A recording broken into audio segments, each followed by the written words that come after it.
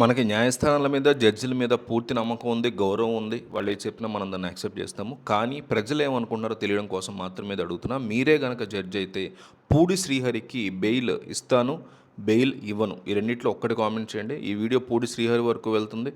చాలా పెద్ద పెద్ద నాయకుల వరకు వెళ్తుంది. కనీసం 500 కామెంట్స్ టార్గెట్. కింద కామెంట్ సెక్షన్ ఓపెన్ చేయంగానే పూడి శ్రీహరికి బెయిల్ ఇస్తానని ఎంతమంది ఉన్నారు, ఎవరని ఎంతమంది ఉన్నారో దెబ్బకి తేలిపోవాలి. కామెంట్ సెక్షన్ చూస్తే ప్రతి ఒక్కళ్ళు మిస్ అవ్వకుండా కంపల్సరీగా దయచేసి కామెంట్ చూసి వీడియో చూడడం కంటిన్యూ చేయండి. రీసెంట్గా వైసీపీకి సంబంధించినటువంటి పూడి శ్రీహరి అట్లాగే గిరిధర్ రెడ్డి వీళ్ళిద్దరినీ కూడా గిరీష్ కుమార్ రెడ్డి వీళ్ళిద్దరినీ కూడా అరెస్ట్ చేసినటువంటి పరిస్థితి కనిపిస్తుంది. ఇలాంటి వారి విషయంలో హైకోర్టు తీసుకున్నటువంటి కొత్త నిర్ణయం ఏదైతే ఉందో అది ఒక పెద్ద చర్చకు దారితీస్తుంది ఆంధ్రప్రదేశ్ రాష్ట్రంలో. వీరికి కుప్పం కోర్టు బెయిల్ మంజూరు చేసినప్పటికీ దాన్ని హైకోర్టు వెంటనే రద్దు చేసేసి రిమాండ్కి తీసుకెళ్ళిపోయారు. గుర్రాన్ని గుర్రంలాగా, గాడిదని గాడిదలాగా చూడాలి అంటూ హైకోర్టు వ్యాఖ్యానించడం ద్వారా అసలైనటువంటి జర్నలిజంకి సోషల్ మీడియా ముసుగులో చేసేటువంటి దుష్ప్రచారానికి ఉన్నటువంటి తేడాని క్లియర్ కట్గా స్పష్టం చేశారు. వీరిని వెంటనే రిమాండ్కి పంపించాలని ఆదేశించడం ద్వారా తప్పుడు ప్రచారం చేసేవారికి ఒక గట్టి హెచ్చరిక పంపించినట్లుగా అయింది.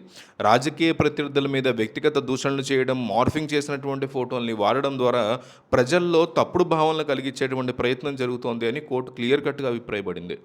చంద్రబాబు నాయుడు, పవన్ కళ్యాణ్ ఇలాంటి వారి మీద వెళ్తే లోకేష్ వీళ్ళని కించపరిచేలాగా ఫోటోలు తయారు చేసి మార్ఫింగ్లు చేసి ఇలా చేస్తున్నారని వీళ్ళిద్దరి మీద ఆరోపణలు ఉన్నాయి. పోలీసులు తమ విధిని సరిగ్గా నిర్వహించకపోతే ఇలాంటి అరాచకాలే పెరుగుతాయని కూడా హైకోర్టు చాలా క్లియర్ కట్గా మందలించింది. ఈ కేసులో పూడి శ్రీహరి అరెస్ట్ కేసులో టైంలో అతని ఫోను, ల్యాప్టాప్ ఇవన్నీ పరిశీలిస్తూ పోతే రకరకాల విస్తుపోయే నిజాలు బయటపడుతున్నాయి.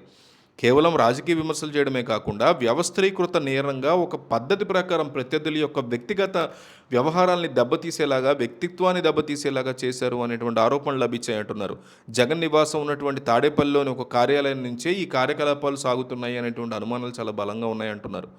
అందుకే ఆ కార్యాలయంలో సోదాలు చేయడానికి కోర్టు అనుమతి ఇవ్వడం అనేది ప్రాధాన్యత సంతరించుకుందని చెప్తున్నారు. సంచలన విషయాలు ఇంకా ఇంకా లోతుగా వస్తున్నాయి దర్యాప్తు చేస్తే. సోషల్ మీడియా నెట్వర్క్ ఎంత పెద్దది అంటే దీన్ని అబ్జర్వ్ చేస్తే భవిష్యత్తులో రాజకీయ విధ్వంసం సృష్టించడానికి వీరు అత్యాధునిక ఏఐ టెక్నాలజీని కూడా వీళ్ళు వాడుకుంటారని తెలుస్తుంది అంటున్నారు. ఒక్క క్లిప్తో మార్ఫింగ్ వీడియోలు సృష్టించేలాగా ఏఐ సిస్టమ్స్ని వాళ్ళు సిద్ధం చేసుకుని పెట్టుకున్నారంట. హైదరాబాదు, తాడేపల్లి ఇలాంటి ప్రాంతాల్లో సుమారు 12 రహస్య ఆఫీసులు ఇవి ఉన్నాయి అని శ్రీహరి పోలీసులకు ఇచ్చినటువంటి సమాచారంతో బయటపడింది అంటున్నారు. అంటే ఇది కేవలం కార్యకర్తలు ఆవేశంతో చేస్తున్నటువంటి పని కాదు. దీని వెనక భారీ నెట్వర్క్, ఒక క్రమబద్ధీకరణ, ఒక నెట్వర్క్, ఒక సిస్టమ్ ఉందని అర్థమవుతుంది. ముఖ్యంగా వివేకానంద రెడ్డి హత్య వంటి సున్నితమైనటువంటి అంశాలను కూడా తమకు అనుకూలంగా మార్చుకునే అలాంటి తప్పుడు వీడియోలు తయారు చేయడానికి వీళ్ళు సిద్ధమయ్యారనేటువంటి విషయాలు బయటపడ్డాయని కలకలం రేకెత్తిస్తోంది అంటున్నారు. గతంలో జగన్ పబ్లిక్ రిలేషన్స్ చూసినటువంటి వ్యక్తులే ఇప్పుడు ఈ అరాచక విభాగాల్ని వాళ్ళే ఇప్పుడు నడిపిస్తున్నారనే ఆరోపణలు కూడా ఉన్నాయి.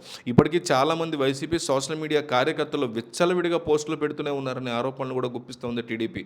అయితే పోలీసులు ఇప్పుడు వ్యవస్థీకృత నేరాల మీద దృష్టి సారించిన తెలుస్తోంది.